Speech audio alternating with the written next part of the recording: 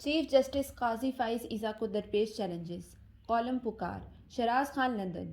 ایک صحافی کی غیر جانبداری اس کی رپورٹنگ سے ظاہر ہوتی ہے۔ اسی اصول کے تحت ایک جج کی غیر جانبداری کا اندازہ اس کے انصاف کی بنیاد پر عدالتی فیصلوں سے کیا جاتا ہے، ورنہ ایک صحافی چاہے خود کتنے ہی غیر جانبدار ہونے کا دعویٰ کرے، اسے جانچنے کا پیمانہ صحافی کا کام ہی ٹھہرتا ہے۔ اسی طرح ایک جج کو جانچنے کا پیمانہ بھی واضح ہے کہ اس کے فیصلے بولتے ہیں۔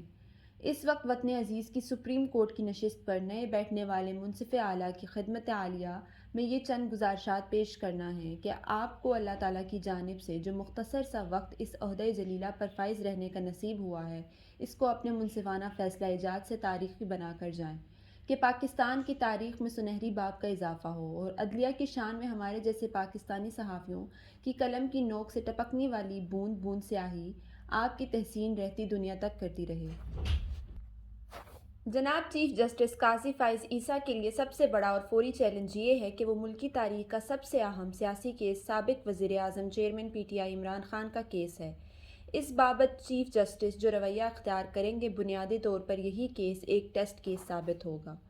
اگر اس کیس پر چیف جسٹس نے حق و انصاف کی مروجہ اصولوں، آئین و قانون کے مطابق فیصلے صادر کر دیے تو انصاف کا بول بالا ہوگا اور ملک میں بحران اور ہیجان کی کیفیت ختم ہو جائے گی اور عام انتخابات کے نتیجے قائم ہونے والی حکومت سے ملک میں استحکام آئے گا، جس سے معاشی طور پر مثبت نتائج برآمد ہوں گے۔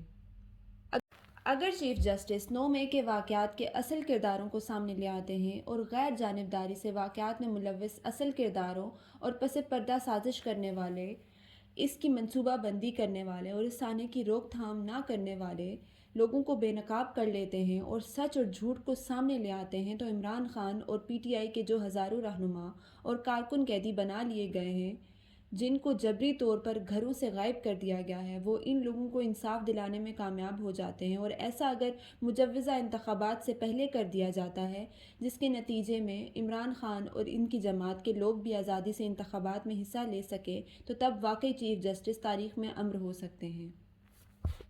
اس وقت ملک کے اندر اور بیرون ملک عام تاثر یہی ہے کہ عمران خان اور ان کی جماعت کے لوگوں کے خلاف تمام کیس سیاسی بنیادوں پر قائم کیے گئے ہیں۔ کہتے ہیں کہ زبان خلق کو نقارہ خدا سمجھو۔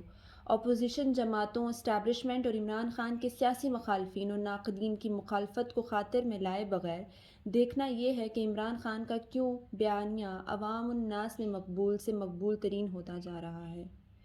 جناب چیف جسٹس کے پیش نظر یہ حقیقت بھی رہنی چاہیے کہ بظاہر ہر طرح کے ریاستی جبر و تشدد کے باوجود نہ صرف یہ کہ عمران خان کی مقبولیت کو گھٹایا نہیں جا سکا، بلکہ ان کی مقبولیت میں اضافہ ہی ہوا ہے۔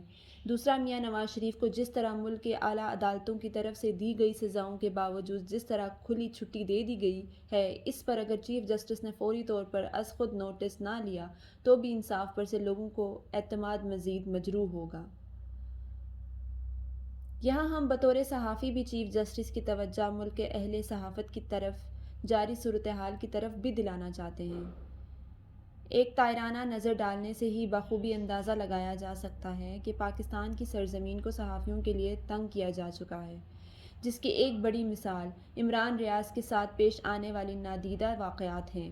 آئے روز میڈیا کے بڑے بڑے اینکرز کے ٹی وی شوز بند ہو رہے ہیں۔ اداریے اور کالم سنسرشپ کے خطرے کے باعث ڈر ڈر کر لکھے جا رہے ہیں۔ جناب چیف جسٹس، ہم آپ کے علم میں برطانیہ اور یورپ یا مغرب میں مستقل سکونت اختیار کرنے والے بعض پاکستانیوں، کشمیریوں کے خیالات بھی منظر عام پر لانا چاہتے ہیں۔ یہاں پر ایسے لوگ بھی موجود ہیں جو عامر ضیاء الحق مرحوم کے ستائے ہوئے ہیں، مگر وہ کہہ رہے ہیں کہ جتنا ظلم و جبر پاکستان میں آج ہو رہا ہے، اتنا ضیائی آمریت میں بھی نہیں ہوا۔ ضیائی آمریت میں جمہوری نظام کی واپسی کے لیے جدوجہد کرنے کی پاداش میں پاکستان پیپلز پارٹی کے زیادہ تر مرد حضرات پر ظلم و جبر کے پہاڑ توڑے گئے، مگر اب جب کہ بظاہر ملک پر آمریت کا نظام بھی قائم نہیں ہے، مگر بیرون پاکستان یہ آوازیں تسلسل سے بلند ہو رہی ہیں۔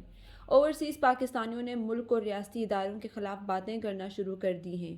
محب وطن پاکستانی جن کی نس نس میں پاکستان سے پیار بھرا ہوا ہے، ملک کی حالت دیکھ کر نہایت مایوس ہو چکے ہیں۔ اور تو اور پی ٹی آئی کی خواتین کے ساتھ بھی ریاستی جبر ہو رہا ہے اور پی ٹی آئی کے کاروباری شخصیات کے بزنس بند کروائے جا رہے ہیں۔ اگر یہ سچ ہے تو پھر چیف جسٹس صاحب یہ سلسلہ بند کرایا جائے اور سچ کو سامنے لایا جائے۔ 9 مئی کا واقعہ بار بار قابل مذمت ہے، لیکن پاکستانیوں کے ذہن صاف کرنے کے لیے پہلے تحقیقات ضروری ہیں، پھر بھلے قصورواروں کو سزا ملے۔ اللہ حامی و ناصر ہو۔